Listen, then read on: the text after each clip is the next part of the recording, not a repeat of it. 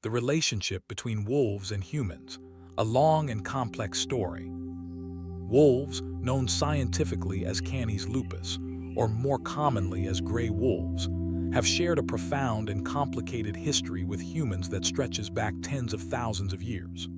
They are intelligent, highly social animals that live in family-based packs, communicate through intricate vocalizations like howls, body language, and scent marking, and hunt cooperatively to take down prey much larger than themselves. Their strength, adaptability, and haunting presence have made them one of the most symbolic animals in human culture, representing everything from fear and danger to loyalty, freedom, and spiritual power. Perhaps the most remarkable chapter in this relationship is the origin of dogs. Between 15,000 and 40,000 years ago, during the last ice age, some wolves began approaching human hunter-gatherer camps. These wolves were likely the bolder, less fearful individuals who scavenged leftovers from human kills. Over generations, humans and these wolves developed a mutually beneficial relationship. The wolves gained a reliable food source, while humans benefited from early warning of approaching predators or rival groups, and later from help in hunting. This gradual process of domestication transformed certain lines of wolves into the dogs we know today, the only large carnivore humans have ever fully domesticated.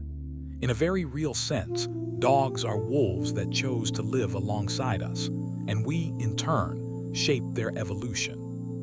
This ancient partnership remains one of the deepest interspecies bonds on Earth. Throughout human history, wolves have occupied a powerful place in mythology and storytelling. In ancient Rome, the she-wolf that nursed the abandoned twins Romulus and Remus became a founding symbol of the city itself. In Norse mythology, wolves like Fenrir played dramatic roles in tales of creation and destruction, while Odin was accompanied by two loyal wolves, Jerry and Freki. Many Native American tribes viewed the wolf as a teacher, a guide, or a symbol of courage and family unity. In Turkish and Central Asian legends, wolves appear as ancestral figures, most famously in the story of Asina, the she-wolf who nurtured the legendary ancestor of the Turks. Yet in much of European folklore, especially during the Middle Ages, wolves were portrayed as sinister threats. The big bad wolf in fairy tales like Little Red Riding Hood or the Three Little Pigs reflected real fears of a creature that could attack livestock and very rarely people. That fear led to centuries of intense conflict. As humans transitioned from hunting to farming and raising livestock, wolves became direct competitors.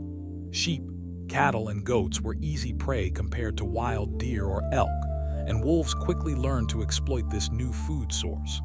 In response, people across Europe, North America, and parts of Asia launched systematic campaigns to eliminate them. Governments offered bounties, organized large-scale hunts, used poison, traps, and even den digging to kill entire packs, including pups.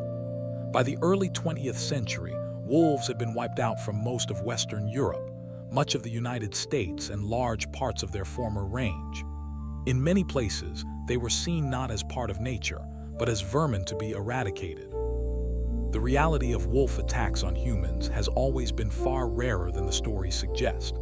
Healthy wild wolves are naturally afraid of people and go to great lengths to avoid us. Documented fatal attacks are exceptionally uncommon, especially in North America and Europe, where there have been almost none from healthy wolves in over a century. Most historical incidents involved rabid animals or wolves that had lost their fear of humans due to habituation or desperation. Even today, the risk of being attacked by a wolf is vastly lower than risks from dogs, bees, or lightning. Wolves generally view humans as something to steer clear of, not as prey. In recent decades, attitudes have shifted dramatically. Scientific understanding of wolves' vital role in ecosystems has grown. As apex predators, they help regulate prey populations like deer and elk, preventing overgrazing that can damage vegetation and affect countless other species. The famous reintroduction of wolves to Yellowstone National Park in 1995 demonstrated this beautifully. Their return reshaped the behavior of elk, allowed willows and aspens to recover, stabilized riverbanks, and boosted populations of beavers, songbirds, and even bears that scavenge wolf kills. This trophic cascade showed how deeply one species can influence an entire landscape. Because of this new understanding, many countries have granted wolves legal protection. In the United States, they are protected under the Endangered Species Act in some regions, though management remains controversial. In parts of Europe, wolf populations are slowly recovering after centuries of absence, returning to countries like Germany, France, and Italy.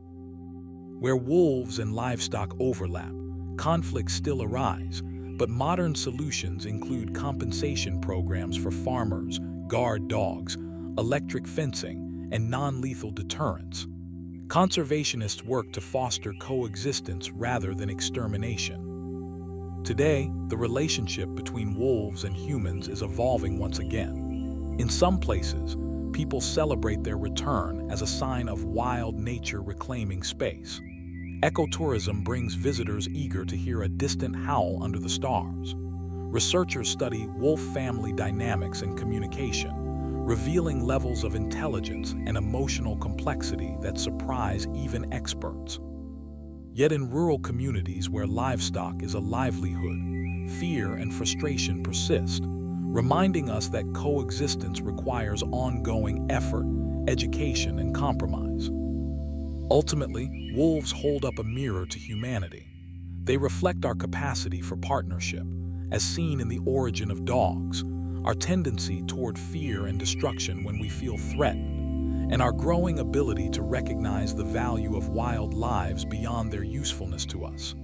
They challenge us to share the landscape, to accept a world that is not entirely tamed. As long as wolves continue to roam forests, mountains, and tundra, they will remain powerful symbols of wilderness and of the long, unfinished story we share with the natural world.